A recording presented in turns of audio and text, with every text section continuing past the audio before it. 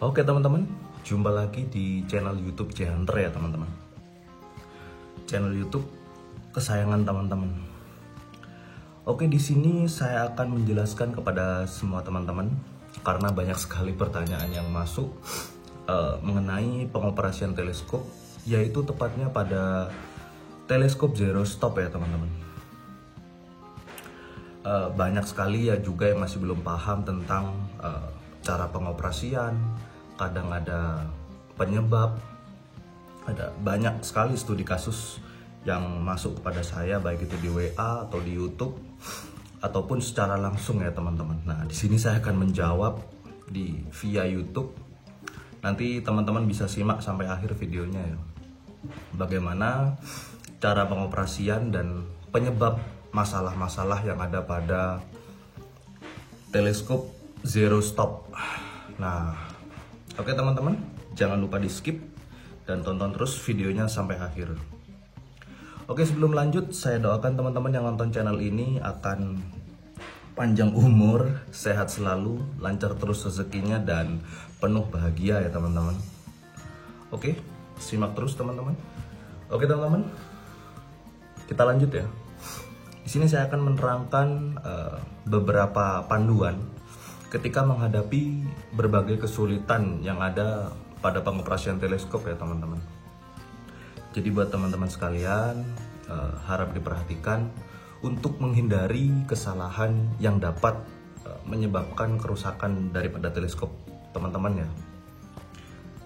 Karena kerusakan tersebut juga bisa mempengaruhi fungsi daripada teleskop teman-teman nantinya saat penggunaan di lapangan teman-teman. Oke, yang pertama-tama langkah penggunaan teleskop zero stop ya tepatnya. Di sini saya akan lebih mengulik tentang teleskop zero stop. Yaitu yang pertama-tama teman-teman pasang dulu nih skopnya sama unit teman-teman. Nah, misal ini ada unitnya ya. Teman-teman pasang dulu, ceklek. Nah, setelah teleskop teman-teman terpasang, lalu di atas ini, nah di bagian sini, ini ada namanya knob. Nah, ini teman-teman harus buka dulu. Oke, saya buka dulu ya teman-teman ya.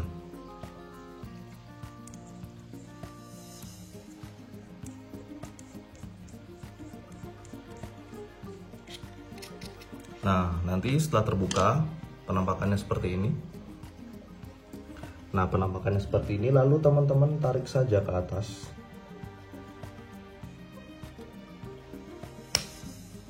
Nah, seperti ini ya teman-teman. Nah, nanti setelah terbuka, teman-teman harus melepas ring. Nah, di sini, sebelah sini.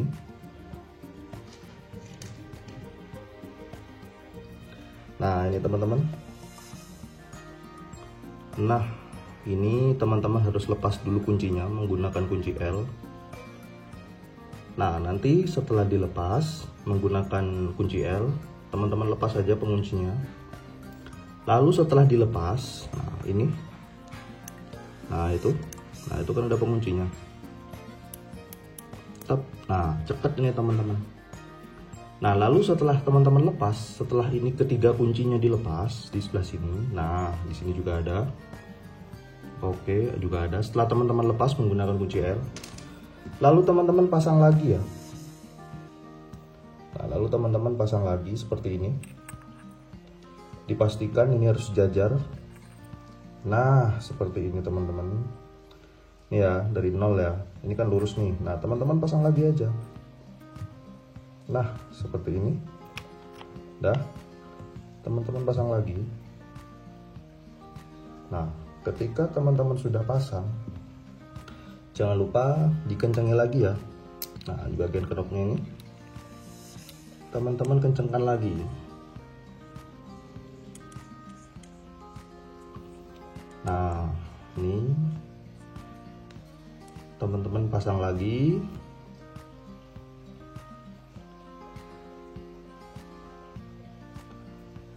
Nah, ini tetap di angka 0 ya teman-teman.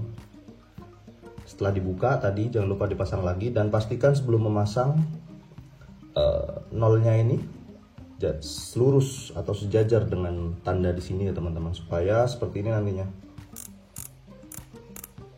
Nah, dia mentok, nggak bisa diputar lagi.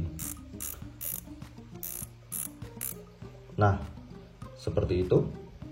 Oke, kita lanjut ke beberapa contoh kasus ya teman-teman, yang sering dialami sama teman-teman bediler. Banyak sekali pertanyaan yang masuk melalui WA, YouTube, ataupun secara langsung pas ketemu saya di lapangan.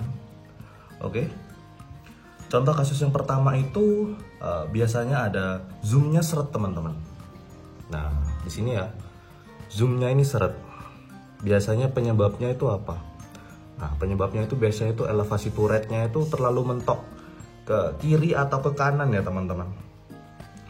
Terlalu mentok ke kiri atau ke kanan. Terlalu dipaksakan.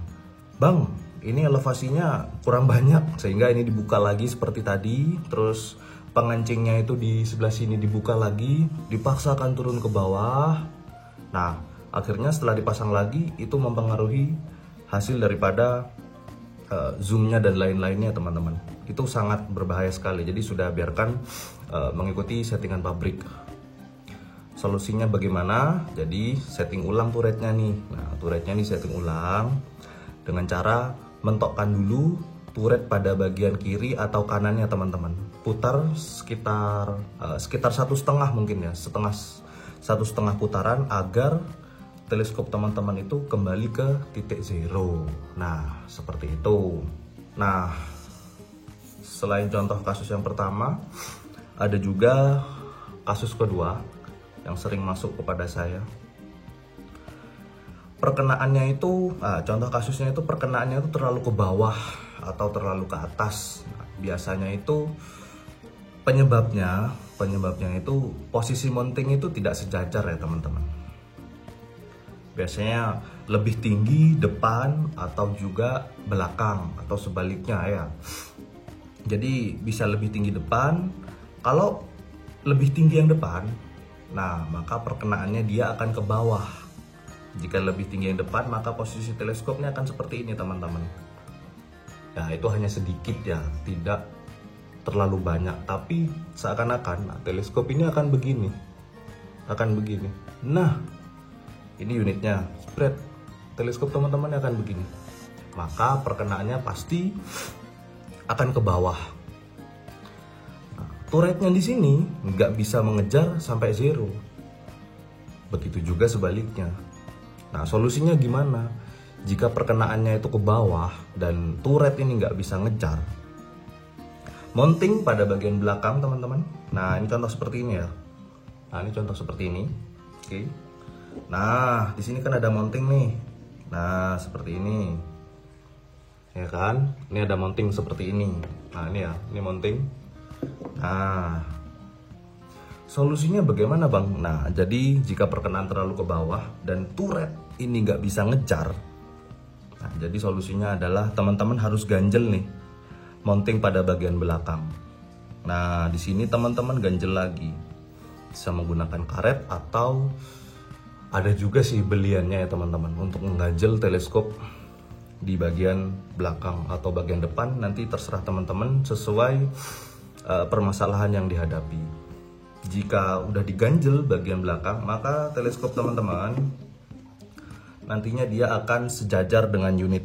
Nah, akan sejajar. Kalau misal yang belakang diganjel untuk mengejar karena perkenaan terlalu ke bawah tadi ya teman-teman, terlalu ke bawah. Nah, maka seperti ini. Dikejar zeronya. Oke. Aman ya. Nah, oke, kita lanjut ke studi kasus selanjutnya ya teman-teman. Tadi kan ke atas ke bawah. Nah, sekarang itu ke kanan dan ke kiri teman-teman. Ke kanan dan ke kiri. Itu biasanya masalahnya itu apa bang? Gitu. Permasalahannya itu adalah posisi mounting. Nah, posisi si mounting ini itu tidak sejajar dengan laras, nggak lurus teman-teman, atau bisa jadi chamber teman-teman yang tidak CNC sehingga mengurangi daripada kepresisian dudukan mounting ini. Itu bisa jadi,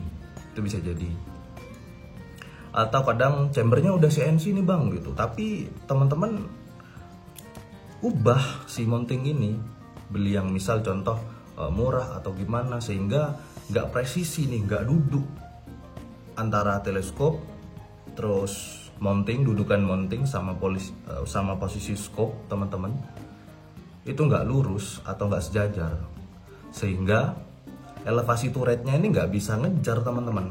Nah ininya bagian samping ini nggak bisa ngejar karena nggak lurus.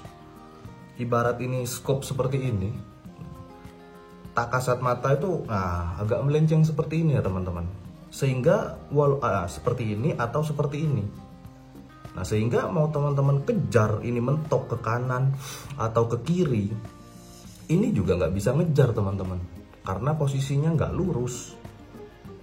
Mau ke kanan atau ke kiri tetap nggak bisa ngejar, karena miringnya kadang bebas ya, kadang ada yang ke sana, ada yang ke sana. Jadi mau dikejar ke kanan atau mau dikejar ke kiri, dia nggak bisa ngejar. Nah solusinya gimana bang jika seperti itu gitu, supaya tetap bisa lurus lah. Jika teman-teman seperti itu mengalami kasus seperti itu, jadi usahakan ya ketika pembelian mounting atau teman-teman bosan ingin mengganti mounting merek lain ataupun ingin dimodifikasi, jadi usahakan mengganti mounting itu dengan yang lebih presisi teman-teman. Jangan beli cuman murah lalu dipasang, wah itu riskan sekali ya teman-teman, bisa bahaya sekali gitu. Jadi usahakan teman-teman itu mengganti mounting modifan atau model apapun seperti itu yang lebih presisi. Jadi ada harga, ada kualitas yang teman-teman dapatkan nantinya, lebih presisi dengan unit teman-teman. Dan juga yang saya katakan tadi, lakukan ulang pengecekan pada laras dan juga chamber, dipastikan lurus ya teman-teman. Nah oke, mungkin itu saja yang bisa saya bahas di video kali ini ya teman-teman. Semoga teman-teman bisa nyimak sampai akhir dan bisa memahami penjelasan ini. Jadi pertanyaan teman-teman sudah saya jawab via WA, juga udah jawab. Nah dan sekarang saya juga menjelaskan tentang permasalahan teleskop zero stop, dan saya buatkan videonya langsung nih. Jadi yang lihat nantinya akan juga banyak dan pahamlah, insya Allah akan paham ketika melihat video ini ya teman-teman. Oke, itu dia. Oke teman-teman, sampai jumpa di pertemuan berikutnya dan video selanjutnya. Oke, see you teman-teman.